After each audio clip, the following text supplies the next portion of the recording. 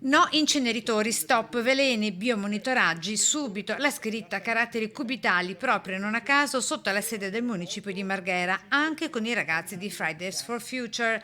Nuovo flash mob stamane alle 11 contro il potenziamento dell'inceneritore di Fusina. I comitati contro, con associazioni e cittadini, si sono dati appuntamento a Marghera, in piazza Mercato, per illustrare il report dell'Istituto Superiore della Sanità, che stando ai comitati smonterebbe le rassicurazioni di Veritas sui parametri microinquinanti organici e inorganici dell'impatto sul territorio. È un parere importante perché va a confermare molti dubbi, molte contestazioni che noi abbiamo fatto fin dall'inizio, e cioè che il modello utilizzato da Veritas e preso dalla Regione per fare l'istruttoria è un modello datato, cioè un modello sulla dispersione dei fumi è un modello datato e che prende riferimento dei parametri, cioè dei livelli di inquinanti superati, cioè molto più alti di quello che l'Organizzazione Mondiale della Sanità consiglia.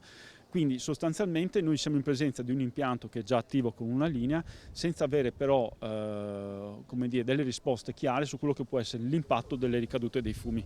Questo è il problema. A sostenere la protesta anche il comitato No Grandi Navi. Un'opera inutile perché ovviamente con le piogge, il dilavamento eccetera, gli inquinanti del suolo inquinantissimo di Marghera vanno ancora in laguna, e questi invece di pensare realmente alle bonifiche da completare anche per un futuro diverso per Porto Marghera, per una riconversione ecologica delle produzioni, pensano bene invece a centrare nel nostro territorio, nella laguna lagunari, le produzioni nocive, tra cui l'inceneritore di Fusina. Puntuale la replica di Veritas, per la quale i parametri, oltre ad essere nella norma, sono costantemente monitorati.